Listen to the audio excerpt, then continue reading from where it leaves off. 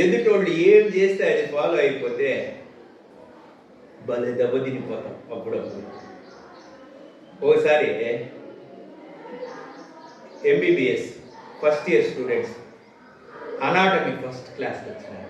అంటే శరీర నిర్మాణాల గురించి చెప్పి మొదటి క్లాస్కి వచ్చినాడు.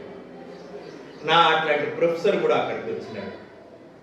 ఆ ప్రొఫెసర్ ఏం చేసినాడంటే, ఒరే నేను ఏమి చేస్తే అది చేసిన వాళ్ళని నేను ల్యాబ్లో పెట్టుకుంటా,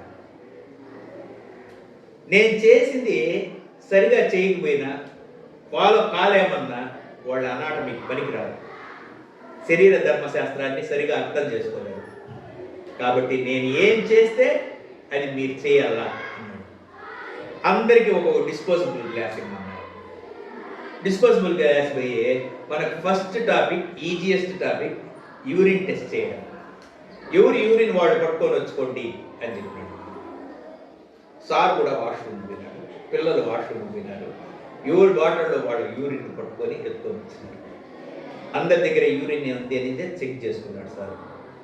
సార్ గ్లాస్ ఇట్లా చేతిలో పట్టుకున్నాడు. మీరందరూ గ్లాస్ చేతిలో పట్టుకోవాలన్నాడు. అందరూ చేతిలో పట్టుకున్నారు. పట్టుకున్నాక సార్ ఏం చేసినాడంటే, ప్రొఫెసర్ టకామని ఏలు ముంచి నోట్లో చేయకపోతే అనాటమీ క్లాస్లో ఉన్నాడు ఏం చేస్తారు, ముంచి పెట్టుకున్నారు. అందరూ ఏలు నుంచి. దీనిలో లాజికల్ థింకింగ్ మీరు అబ్జర్వ్ చేయండి. సార్ దగ్గర వీళ్ళందరూ ఫూల్స్ అయిపోయినారు. కళ్ళతో చూసిండేవన్నీ రైట్ కాదు, లాజికల్గా థింక్ చేయాలి. ఏం గౌతమి కాదు, ఉత్సవాసం చూస్తున్నాడు. సార్ కూడా వాసన చూపించినాడు. సార్ వాసనే నీళ్ళు ఎత్తి పెట్టుకోలేదు. అందరి దగ్గర పాసే చెక్ చేసి ముంచి అందరూ చూసేటప్పుడే సార్ ఏం చేసినాడు అంటే ఏలు ముంచి నోట్లో పెట్టుకున్నాడు. సారు ఏలు పాస్లో ముంచి నోట్లో పెట్టుకున్నాడు. పెట్టుకున్నాడు, మింగినాడు. నోట్లో పెట్టుకుంటే ఏమి మింగితే ఇన్నిసార్లు చూపిస్తా ఉన్నాను, కనుక్కోండి రా లాజికల్ థింకింగ్.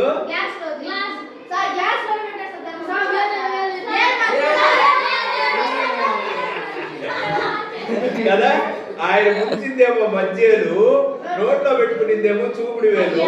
వీళ్ళందరూ ఏం చేశారు, మధ్యలో ముంచి మధ్యలో పెట్టుకున్నారు.